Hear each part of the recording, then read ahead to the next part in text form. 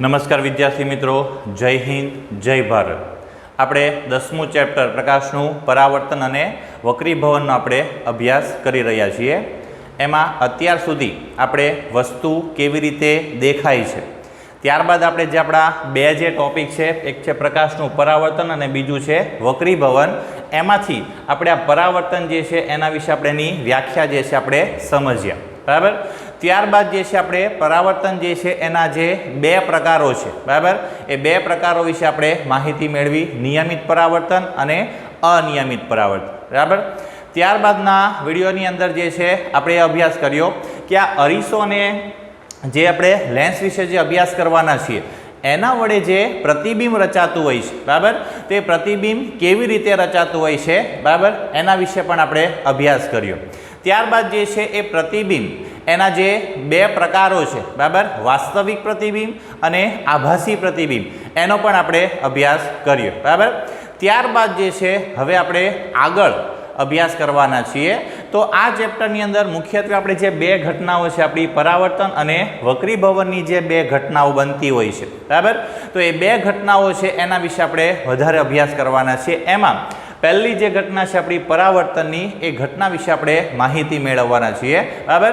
તો પરાવર્તનની આપણે વ્યાખ્યા આપણે જોઈ, બરાબર. વ્યાખ્યા જો આપણે રિવાઇઝ કરીએ તો વ્યાખ્યા એવી હતી કે કોઈ પણ વસ્તુ પર જ્યારે પ્રકાશ આપાત થાય, બરાબર, અને એ વસ્તુ પરથી પ્રકાશ અથડાય અને શું થાય, પાછો ફરે, બરાબર, તો એ વસ્તુને શું કહેવામાં આવે છે, જે ઘટના બનતી હોય છે એને આપણે પરાવર્તન તરીકે ઓળખતા હોઈએ છીએ.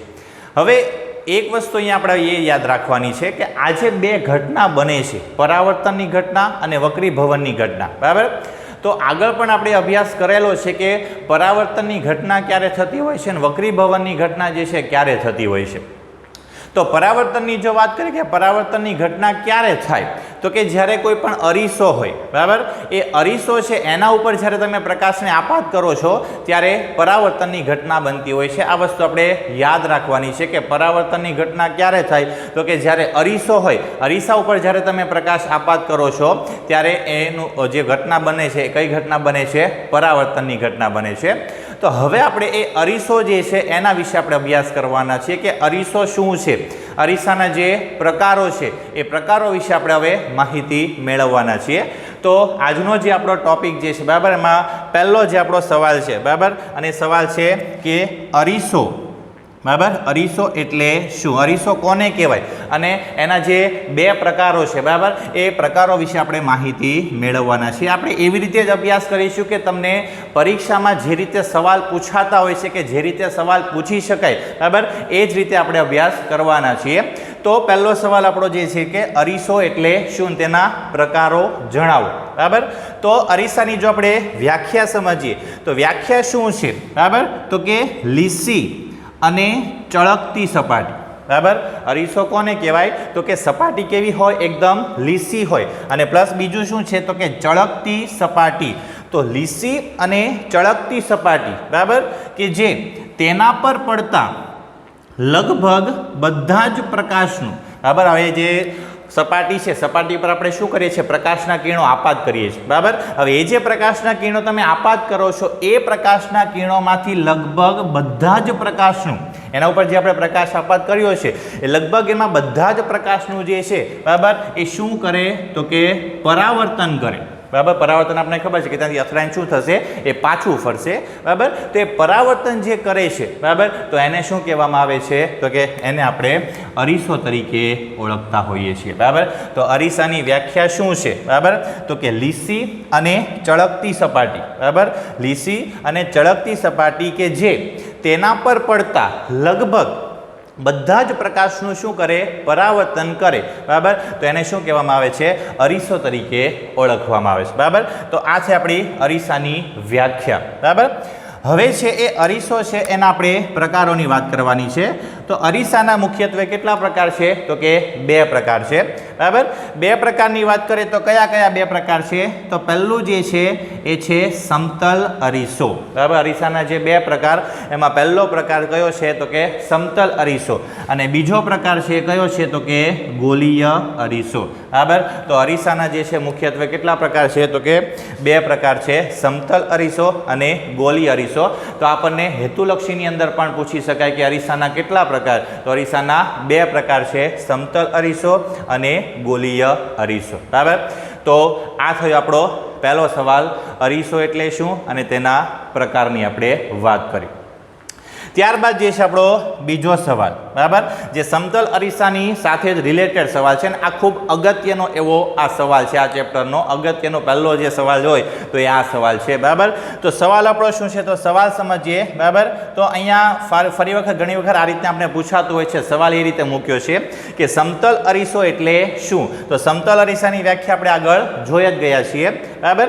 સાથે જે સવાલ છે અગત્યનો છે કે સમતલ અરીસા વડે રચાતા પ્રતિબિંબની ખાસિયતો જણાવો. બરાબર. સવાલ આપણો શું છે કે સમતલ અરીસા વડે રચાતા પ્રતિબિંબની ખાસિયત જણાવો, કે સમતલ અરીસા વડે જે આપણને પ્રતિબિંબ મળે છે એ પ્રતિબિંબ કેવા પ્રકારનું છે, એની લાક્ષણિકતાઓ શું છે. બરાબર. તો એ સવાલ આપણો અહીંયા અગત્યનો સવાલ છે. આ સવાલ આપણને 3 માર્ક્સની અંદર આપણને પૂછાતો હોય છે. બરાબર. તો સાથે અરીસાની વ્યાખ્યા પણ આપણને ત્યાં પૂછાતી હોય છે. તો વ્યાખ્યા જે છે, બરાબર, અહીંયા સમતલ અરીસાની આપણે વ્યાખ્યા આપવાની છે. તો કે સમતલ અરીસો એટલે શું. બરાબર. અહીંયા આપણે અરીસાની વ્યાખ્યા આપી હતી. હવે એમાંથી જે સમતલ અને ગોલીય અરીસો જે છે તેમાં પહેલા સમતલ અરીસાની આપણે વ્યાખ્યા સમજવાના છીએ કે સમતલ અરીસો જે છે એટલે શું. બરાબર. તો વ્યાખ્યા જો આપણે સમજીએ તો વ્યાખ્યા છે કે જો અરીસાની, બરાબર, કોઈ પણ અરીસો છે, બરાબર, એ અરીસાની પરાવર્તક સપાટી, પરાવર્તક સપાટી તો કે પરાવર્તક સપાટી કોને કહેવાય, તો કે જે સપાટી પર પ્રકાશ આપાત થાય અને ત્યાંથી એ શું થાય, પરાવર્તન પામે, એ સપાટીને શું કહેવાય, પરાવર્તક સપાટી કહેવાય. તો જો અરીસાની પરાવર્તક સપાટી, બરાબર, એ પરાવર્તક સપાટી કેવી હોય, તો કે આ શબ્દ આપણે અહીંયા ખાસ અગત્યનો છે, સમતલ અથવા તો સપાટ. બરાબર. અરીસાની સપાટી જે છે પરાવર્તક સપાટી કેવી હોય, જો સમતલ એટલે કે જો સપાટ હોય તો એવા અરીસાને શું કહેવામાં આવે છે, સમતલ અરીસો તરીકે ઓળખવામાં આવે છે. બરાબર. તો સમતલ અરીસાની વ્યાખ્યા શું છે, તો કે જો અરીસાની પરાવર્તક સપાટી, બરાબર, સમતલ અથવા તો સપાટ હોય તો એવા અરીસાને કહેવામાં આવે છે સમતલ અરીસા તરીકે ઓળખવામાં આવે છે. બરાબર. તો આ વ્યાખ્યા, તો આ વ્યાખ્યા તમે લખશો તો એનો તમને 1 માર્ક આપને મળશે.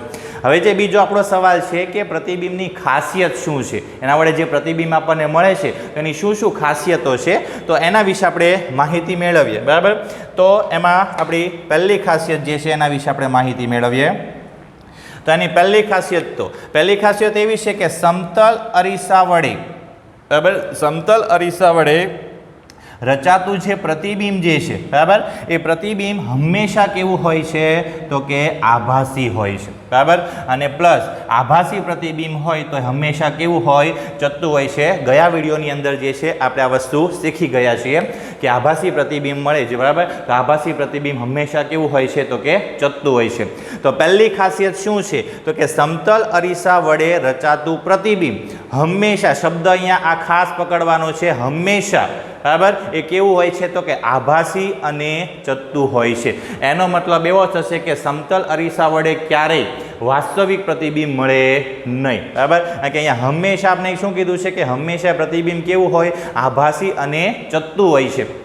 એનો મતલબ કે સમતલ અરીસા વડે ક્યારે વાસ્તવિક પ્રતિબિંબ મળે નહીં. બરાબર. તો પહેલી ખાસિયત છે કે સમતલ અરીસા વડે રચાતું પ્રતિબિંબ હંમેશા કેવું હોય, આભાસી અને ચત્તું હોય છે. બરાબર. આપણી પહેલી ખાસિયત છે. બરાબર. ત્યારબાદ આપણી બીજી ખાસિયતની આપણે વાત કરીએ. બરાબર. તો એનો આપણે પરિમાણની વાત કરવાની છે. તો કે બીજી ખાસિયત એવી છે તો કે પ્રતિબિંબ જે છે એનું પરિમાણ મતલબ કે એનું જે કદ છે, ઊંચાઈ છે, એના વિશે આપણે વાત કરીએ છીએ.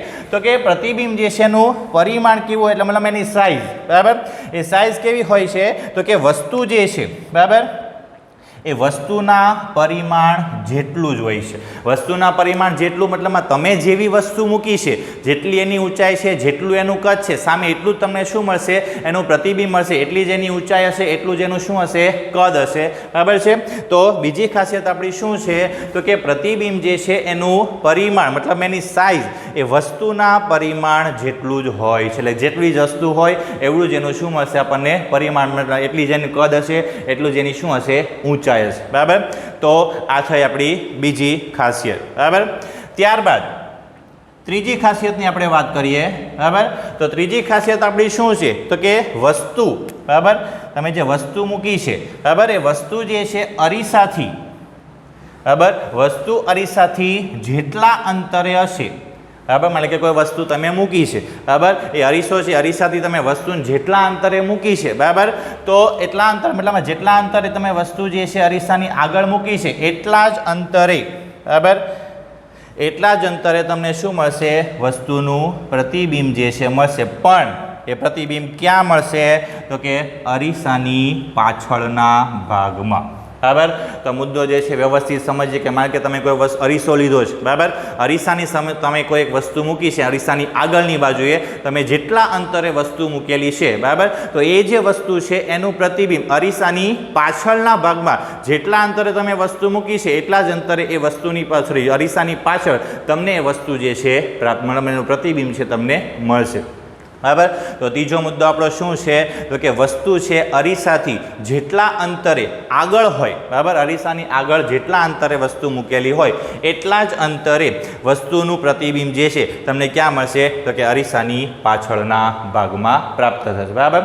હવે આના પરથી જે છે તમને સવાલ પૂછવો હોય તો પૂછી શકાય, બરાબર, કે કોઈ વસ્તુ છે એ અરીસાથી 20 સેન્ટીમીટર અંતરે મૂકેલી છે, બરાબર. કોઈ વસ્તુ છે અને અરીસાથી ક્યાં મૂકી છે? 20 સેન્ટીમીટર અંતરે મૂકેલી છે. તો એ વસ્તુનું અરીસાથી પ્રતિબિંબ કેટલા અંતરે મળશે? સવાલ શું છે કે વસ્તુનું પ્રતિબિંબ અરીસાથી કેટલા અંતરે મળશે? તો વસ્તુ કેટલા અંતરે મૂકી છે? 20 સેન્ટીમીટર અંતર. આપણે ખબર છે જેટલા અંતરે વસ્તુ મળે, બરાબર, એનું વસ્તુ અંતર જેટલું હોય એટલું જ આપણને શું મળે? એનું પ્રતિબિંબ મળશે. એટલા મતલબમાં એટલા જ અંતરે તમને એનું પ્રતિબિંબ મળશે. એટલે 20 સેન્ટીમીટરે જો વસ્તુ મૂકેલી છે તો પ્રતિબિંબ પણ તમને અરીસાથી કેટલા અંતરે મળશે? 20 સેન્ટીમીટર અંતરે જ મળશે, બરાબર. બીજો સવાલ એવો પૂછી શકાય કે અરીસો જે છે અરીસાની સામે વસ્તુને તમે 30 સેન્ટીમીટર અંતરે મૂકેલી છે, અરીસાની સામે વસ્તુ કેટલા અંતરે મૂકી છે? 30 સેન્ટીમીટર અંતરે મૂકેલી છે. તો વસ્તુ અને પ્રતિબિંબ વચ્ચેનું અંતર, બરાબર, સવાલ બરાબર સાંભળજો, વસ્તુ અને પ્રતિબિંબ વચ્ચેનું અંતર પૂછેલું છે. હવે આપને ખબર છે કે જેટલી વસ્તુ અંતર હોય એટલું શું હોય? પ્રતિબિંબ અંતર હોય. હવે વસ્તુ કેટલા અંતરે મૂકી છે? 30 સેન્ટીમીટર અંતરે મૂકે, તો સ્વાભાવિક છે એનું પ્રતિબિંબ અરીસાથી કેટલા સેન્ટીમીટરે મળશે? તો કે 30 સેન્ટીમીટરે મળશે, બરાબર. સવાલ આપને પૂછ્યો છે વસ્તુથી પ્રતિબિંબ સુધીનું અંતર કેટલું? તો 30 સેન્ટીમીટર આ બાજુનો, 30 સેન્ટીમીટર આ બાજુ, એટલે ટોટલ જવાબ કેટલો આવશે? 60 સેન્ટીમીટર. મતલબ અહીંયા વસ્તુ અને પ્રતિબિંબ વચ્ચેનું જે અંતર છે કેટલું થશે? 60 સેન્ટીમીટર. તો આ રીતે જે છે હેતુલક્ષીની અંદર છે તમને સવાલ પૂછી શકાય. આપણે માત્ર એટલું યાદ રાખવાનું છે કે જેટલું વસ્તુ અંતર હોય, બરાબર, એટલું જ શું હોય? પ્રતિબિંબ અંતર, બરાબર. તો આ થઈ આપણી ત્રીજી લાક્ષણિકતા. ચાલો, ત્યારબાદ જે છે ચોથી લાક્ષણિકતાની આપણે વાત કરીએ. તો ચોથી લાક્ષણિકતા એવું છે કે વસ્તુ જે છે, બરાબર, એ વસ્તુના પ્રતિબિંબમાં જે બાજુઓ હોય, બરાબર, એ બાજુઓ ઉલટાયેલી તમને જોવા મળશે. વસ્તુ જે છે, બરાબર, એનું જે તમને પ્રતિબિંબ મળવાનું છે તેની જે બાજુઓ છે એ બાજુઓ શું છે? તમને ઉલટાયેલી જોવા મળશે. ઉલટાયેલી જોવા મળશે એટલે શું? તો માનો કે વસ્તુ જે છે, બરાબર, એ વસ્તુની જે ડાબી બાજુ હોય એ પ્રતિબિંબની જમણી બાજુ તરીકે, બરાબર, અને વસ્તુની જે જમણી બાજુ જે છે, બરાબર, એ જમણી બાજુ પ્રતિબિંબની ડાબી બાજુ તરીકે દેખાય છે. આ તમે પ્રેક્ટિકલી પણ તમે આ કરી શકો કે તમે અરીસાની સામે ઊભા રહો અને જો તમે તમારો જમણો હાથ ઊંચો કરશો તો આપણને અરીસામાં શું દેખાશે? માનો આપણો ડાબો હાથ ઊંચો થયો છે એવું આપણને દેખાશે. જો ડાબો હાથ ઊંચો કરેલો હશે તો આપણને એવું દેખાશે આપણો જમણો હાથ ઊંચો થયેલો છે એવું દેખાશે. આ એ જે લાક્ષણિકતા છે એ વસ્તુ કહેવા માગે છે કે વસ્તુ છે એના પ્રતિબિંબમાં એની જે બાજુઓ હોય એ બાજુઓ કેવી હોય છે? ઉલટાયેલી જોવા મળે છે. એટલે કે જો વસ્તુની ડાબી બાજુ છે એ આપણને પ્રતિબિંબની જમણી બાજુ તરીકે દેખાશે અને વસ્તુની જે જમણી બાજુ છે એ આપણને પ્રતિબિંબની ડાબી બાજુ તરીકે આપણને દેખાતી હોય છે, બરાબર. તો આ 3 માર્કનો આપણો જે સવાલ થયો કે સમતલ અરીસો એટલે શું, બરાબર, અને સમતલ અરીસા વડે રચાતા પ્રતિબિંબની જે ખાસિયતો છે, બરાબર. તો આ સવાલ ખૂબ જ અગત્યનો છે, બરાબર, અને આપણે વ્યવસ્થિત આપણે યાદ રાખવાનું છે. શોર્ટમાં આપણે ફટાફટ લઈ લઈએ કે જે અરીસાની પરાવર્તક સપાટી કેવી હોય? સમતલ, એને કહેવાય સમતલ અરીસો, બરાબર. એની 4 લાક્ષણિકતામાં પહેલી કે આના વડે રચાતું પ્રતિબિંબ હંમેશા કેવું? આભાસી અને ચત્તુ. બીજી લાક્ષણિકતા કે પ્રતિબિંબનું પરિમાણ કોના જેટલું હોય? વસ્તુના પરિમાણ જેટલું, બરાબર. ત્રીજી જે છે કે વસ્તુ અરીસાથી જેટલા અંતરે આગળની બાજુ મૂકી હોય એટલા જ અંતરે પ્રતિબિંબ અરીસાની પાછળની બાજુ મળશે. અને ચોથી લાક્ષણિકતા છે કે પ્રતિબિંબમાં બાજુઓ શું થઈ જાય છે? ઉલટાઈ જતી હોય છે. જમણી બાજુ છે ડાબી બાજુ તરીકે અને ડાબી બાજુ છે એ જમણી બાજુ તરીકે આપણને દેખાતી હોય છે, બરાબર. તો આ થયો આપણો સવાલ જે છે કે સમતલ અરીસો એટલે શું, તેના વડે રચાતા પ્રતિબિંબની ખાસિયતો જણાવો, બરાબર. ત્યારબાદ જે છે આપણે આગળ અભ્યાસ કરીએ.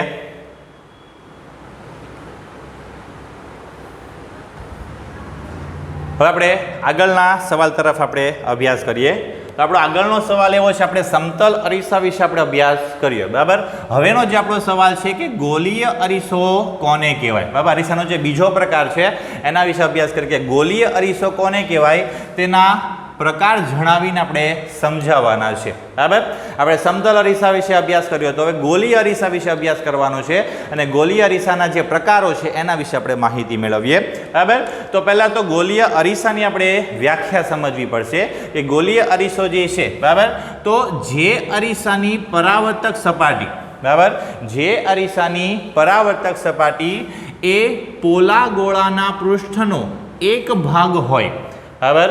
મને કે આ જે અરીસો જે આપણે બનાવીએ છીએ, બરાબર, એ અરીસો જે આપણે બનાવવાના છીએ શેમાંથી બનાવવાના છીએ, તો કે માની લો કે કોઈ એક ગોળાકાર આખું એક પૃષ્ઠ હોય, ગોળાકાર કોઈ ભાગ હોય માની લો કે, બરાબર.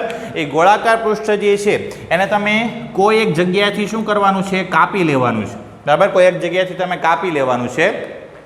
તો આપણે જે કીધું પોલો ગોળો, એટલે આ પોલો ગોળો છે અને એના પૃષ્ઠનો એક પૃષ્ઠ મતલબ એમાંથી તમે જે ભાગ કાપ્યો છે, બરાબર, જો એનો એક ભાગ હોય અરીસો, બરાબર, તો એને શું કહેવામાં આવે છે? ગોલીય અરીસા તરીકે એને ઓળખવામાં આવે છે. તો ગોલીય અરીસો જે છે એટલે શું, તો કે જે અરીસાની પરાવર્તક સપાટી એ પોલા ગોળાના પૃષ્ઠનો એક ભાગ હોય તો એને ગોલીય અરીસા તરીકે ઓળખવામાં આવે છે, બરાબર. આગળ વધીએ તો એ અરીસો જે છે, બરાબર. હવે અરીસાની જો વાત કરીએ તો અરીસાની એક બાજુ છે એ સંપૂર્ણ પોલિશ કરેલી હોય, એક સપાટી જે છે એ કેવી હશે? એકદમ પોલિશ કરેલી હશે અને પરાવર્તક હશે. જ્યારે બીજી સપાટી જે છે સંપૂર્ણપણે કેવી હશે? અપારદર્શક, બરાબર. આ અરીસો છે એની બે સપાટી હશે. એક સપાટી કેવી હશે? એકદમ પોલિશ કરેલી અને પરાવર્તક હશે કે જ્યાંથી પરાવર્તનની ઘટના થશે, અને બીજી સપાટી કેવી હશે? આખી અપારદર્શક હશે. તો ગોલીય અરીસાની જે પરાવર્તક સપાટી છે, બરાબર, એ સપાટી અંદરની તરફ અથવા તો બહારની તરફ કેવી હશે? વક્રાકાર, મતલબમાં વળેલી ટાઈપની હશે, બરાબર. તો જે ગોલીય અરીસાની જે આ પરાવર્તક સપાટી જે હશે, પરાવર્તક સપાટી કાં તો અંદરની તરફ અથવા તો બહારની તરફ એ કેવી હશે? વક્રાકાર હશે, બરાબર. તો આ ગોલીય અરીસો એટલે શું એની વાત કરી. હવે એના પ્રકારોની વાત કરીએ તો ગોલીય અરીસા જે છે, બરાબર, એના કેટલા પ્રકારો છે? તો કે બે પ્રકારો છે. કયા કયા? તો કે એક છે અંતર્ગોળ અરીસો અને બીજું છે બહિર્ગોળ અરીસો. તો અંતર્ગોળ અરીસો અને બહિર્ગોળ અરીસો. તો ગોલીય અરીસાના કેટલા પ્રકાર? તો કે બે પ્રકાર, અંતર્ગોળ અરીસો અને બહિર્ગોળ અરીસો, બરાબર. હવે એમાં એના વિશે માહિતી મેળવીએ. તો પહેલું જે છે, બરાબર, અંતર્ગોળ અરીસો કોને કહેવાય, બરાબર. તો અંતર્ગોળ એટલે એના પરથી આપણે ખ્યાલ આવશે, બરાબર, અંદરની તરફ. અંતર્ગોળ એટલે અંદરની તરફ. તો વ્યાખ્યા આપણી શું છે? તો કે જે ગોલીય અરીસાની પરાવર્તક સપાટી, જે ગોલીય અરીસાની પરાવર્તક સપાટી અંદરની તરફ, કારણ કે અંતર્ગોળ છે એટલે અંદરની તરફ આવશે, તો જે અરીસાની પરાવર્તક સપાટી અંદરની તરફ કેવી હોય? વક્રાકાર હોય, તો એવા અરીસાને શું કહેવાય? અંતર્ગોળ અરીસો તરીકે ઓળખવામાં આવે છે. એક જ શબ્દ વધારે યાદ રાખવાનો છે, પરાવર્તક સપાટી કઈ? અંદરની પરાવર્તક સપાટી વક્રાકાર હોય તો એવા અરીસાને શું કહીશું આપણે? અંતર્ગોળ અરીસો તરીકે ઓળખીએ છીએ, બરાબર. બીજી એક વસ્તુ એક્સ્ટ્રા યાદ રાખીએ કે મુખ્ય અક્ષને સમાંતર, બરાબર, અંતર્ગોળ અરીસો છે. તો આ અરીસો છે અંતર્ગોળ અરીસો છે, બરાબર. હવે અંતર્ગોળ અરીસો જે છે એના ઉપર આપણે આ રીતે પ્રકાશના કિરણોને શું કરીએ? આપાત કરીએ, બરાબર. અંતર્ગોળ અરીસો છે એના ઉપર આ રીતે પ્રકાશના કિરણોને આપણે આપાત કરીશું તો એ અરીસો જે છે એના વડે એ પ્રકાશના કિરણો શું થશે? પરાવર્તન પામશે, ત્યાંથી એ રિફ્લેક્ટ થશે. અને પરાવર્તન પામીને શું લખ્યું છે કે કોઈ એક બિંદુએ શું થાય છે? કેન્દ્રિત થાય છે. કોઈ એક બિંદુએ બધા શું થશે? પરાવર્તન પામીને ભેગા થશે, બરાબર. કેવી રીતે? તો આ રીતે જે છે બધા કિરણો અહીંયાથી પરાવર્તન પામે છે અને પરાવર્તન પામીને બધા કિરણો જે છે એ માનો કે આ બિંદુએ શું થયા, બધા કેન્દ્રિત થાય છે પરાવર્તન પામી, બરાબર. એટલા માટે આ જે અરીસો છે એ અરીસાને બીજું શું કહી શકાય, તો કે એને અભિસારી અરીસો તરીકે ઓળખવામાં આવે છે. અભિસારી શું કામ? કારણ કે બધા કિરણો કોઈ એક બિંદુએ શું થાય છે, કેન્દ્રિત થાય છે, એટલા માટે એને અભિસારી અરીસો તરીકે ઓળખવામાં આવશે. એક્ઝામ્પલ તરીકે લઈએ તો કોઈ પણ ચમચી છે, ચકચકી ચમચી છે, એની જે અંદરની સપાટી જે હોય, બરાબર, એ અંદરની વક્ર સપાટી, બરાબર, તે વક્ર સપાટી જે છે, બરાબર, એ કેવી હોય છે, એ અંતર્ગોળ અરીસાની જેમ શું થશે, વર્તન કરશે, બરાબર. તો આ થયું અંતર્ગોળ અરીસો. અંતર્ગોળ અરીસાની અંદરની સપાટી કેવી હોય, વક્રાકાર હોય છે, એટલે એને અંતર્ગોળ અરીસો કહેવાય. અને બીજી વસ્તુ યાદ રાખવાની છે કે એના ઉપર જ્યારે તમે પ્રકાશના કિરણો, સમાંતર કિરણો આપાત કરો છો, તે કિરણો જે છે પરાવર્તન પામી શું થાય છે, કોઈ એક બિંદુએ કેન્દ્રિત થાય છે, એટલા માટે એને અભિસારી અરીસો તરીકે ઓળખવામાં આવે છે, બરાબર. તો આ થયું આપણું અંતર્ગોળ અરીસાની વાત. હવે જે છે બહિર્ગોળ અરીસો, બરાબર. તો બીજો જે પ્રકાર છે એનો બહિર્ગોળ અરીસો એટલે શું? તો સિમ્પલ છે, આની વ્યાખ્યા જો આપણને આવડે તો આની વ્યાખ્યા આપણને આવડશે. ખાલી એક જ શબ્દનો આપણે ફરક કરવાનો છે. તો વ્યાખ્યા આપણી શું છે? તો કે જે ગોલીય અરીસાની પરાવર્તક સપાટી, જે ગોલીય અરીસાની પરાવર્તક સપાટી જે છે એ બહારની તરફ, બરાબર, જે ગોલીય અરીસાની સપાટી જે છે પરાવર્તક સપાટી એ બહારની તરફ કેવી હોય, વક્રાકાર હોય, તો એવા અરીસાને શું કહેવામાં આવે છે, બહિર્ગોળ અરીસો તરીકે ઓળખવામાં આવે. કારણ કે એક જ શબ્દનો ફરક, અંતર્ગોળમાં અંદરની સપાટી આવશે, બહિર્ગોળમાં બહારની સપાટી આવશે. જો એ સપાટી વક્રાકાર હોય તો એવા અરીસાને શું કહેવામાં આવે છે, બહિર્ગોળ અરીસો તરીકે ઓળખવામાં આવે છે, બરાબર. તો અહીંયા જે છે આપણે આગળ વાત કરીએ, અંતર્ગોળ અરીસો છે ને આપણે અભિસારી અરીસો કીધો, તો આને પણ એવું કંઈક બીજું નામ હશે, બરાબર. તો એના વિશે જો વાત કરીએ તો બહિર્ગોળ અરીસો જે છે કોને કહેવાય, તો સોરી એને મતલબ એનું બીજું નામ આપણે આપવું છે તો મુખ્ય અક્ષને સમાંતર કિરણ, બરાબર, આની જેમ જ મુખ્ય અક્ષને સમાંતર કિરણપુંજ જે છે, બરાબર, એ અરીસા વડે પરાવર્તન પામશે. અરીસા વડે શું થશે, પરાવર્તન પામી અને કોઈ એક બિંદુએથી શું થશે, વિકેન્દ્રિત, બરાબર. કેન્દ્રિતનો મતલબ શું થાય કે કોઈ એક બિંદુએ બધા ભેગા થાય, અને વિકેન્દ્રિતનો મતલબ શું થાય કે કોઈક એવું બિંદુ કે જ્યાંથી બધા કિરણો શું થાય છે, છૂટા પડે છે, વિકેન્દ્રિત થાય છે, અને એવું કહેવામાં આવે છે. અને એટલા માટે બહિર્ગોળ અરીસો જે છે એ બહિર્ગોળ અરીસાને શું કહેવામાં આવે છે, અભિસારી અરીસા તરીકે ઓળખવામાં આવે છે, બરાબર. તો અરીસો જે છે બહિર્ગોળ અરીસો એટલે શું, બરાબર. તો બહિર્ગોળ અરીસો જે છે એને કહેવાય તો જે અરીસાની પરાવર્તક સપાટી બહારની તરફ કેવી હોય, વક્રાકાર હોય, તો એવા અરીસાને કહેવામાં આવે છે બહિર્ગોળ અરીસો. અને બહિર્ગોળ અરીસો જે છે, બરાબર, તો એના ઉપર જે છે આપણે અહીંયા જોઈએ, તેના ઉપર તમે પ્રકાશના રીતે સમાંતર કિરણો આપાત કરશો, બરાબર, તો આ કિરણો જે છે, બરાબર, એ શું થશે, તો એ આ રીતે પરાવર્તન પામશે, સોરી, બરાબર, એ કિરણો જે છે આ રીતે આમ પાછા ફરશે.